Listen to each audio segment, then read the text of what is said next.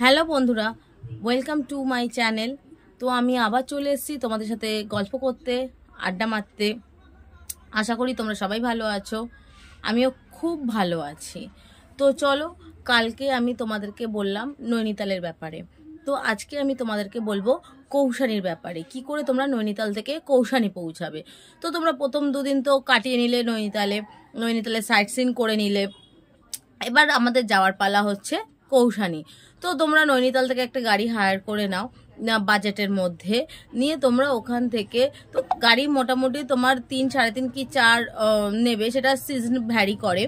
তো সেটা তোমরা একটু বার্গেন করে নেবে, নিয়ে তোমাদের সেখান থেকে সকাল সকাল তোমরা বেরোলে তোমাদের কিন্তু কৌশানি পৌঁছাতে মোটামুটি সন্ধে হয়ে যাবে। এবার তোমরা কৌশানিতে থাকবে কোথায়? কৌশানিতে থাকার জন্য আমি তোমাদেরকে একটা হোটেল নাম বলছি, অ্যাড্রেস দিচ্ছি, সেটা হচ্ছে hotel Mount view, Himalayan hotel Mount view. তো তোমরা সেখানে থাকতে পারো। সেইখানে হোটেলের কস্ট হচ্ছে অফ সিজনে 2 থেকে 2.5, আর অন সিজনে হচ্ছে 3 থেকে 3.5।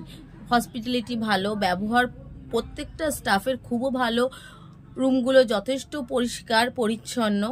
আর সবথেকে বড় কথা হচ্ছে ব্যালকনি থেকে তুমি এভারেস্টের ফুল রেঞ্জ দেখতে পাবে, পুরো ভিউ নিতে পারবে, উপভোগ করতে পারবে। তার জন্য তোমাকে অন্য কোথাও যাওয়ার দরকার নেই, তোমার ব্যালকনি থেকে তুমি আরামসে সেই দৃশ্য উপভোগ করতে পারবে সারাদিন। তো প্রথম দিন তোমাদের পৌঁছতে পৌঁছতে সন্ধে হয়ে যাবে। তো সন্ধেবেলা তোমরা যাও, গিয়ে সন্ধেবেলা তো ওখানে বিশেষ দোকানপাট নেই, তো সন্ধেবেলা তোমাদের রুমেই থাকতে হবে। গেট টুগেদার করলে কি পার্টি ফার্টি করলে দেন তুমি সেখান থেকে রেস্ট নাও, নিয়ে পরদিনকে তুমি ওখান থেকে সাইট সিন যাও। সাইট সিনে তুমি ওখানে কি দেখবে? সাইট সিনে তুমি ওখানে দেখবে শাল ফ্যাক্টরি, একটা দুটো মন্দির, দুটোই শিবের মন্দির অবশ্য, মন্দির।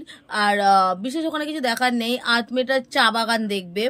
আর ভিউ তো রয়েছেই, মানে ভিউ যদি তুমি আলাদা করে দেখতে নাও বা চাও, তোমার হোটেল থেকে তুমি এত পরিমাণে ভিউ দেখবে যে তোমার ছবি তুলে মন ভরে যাবে।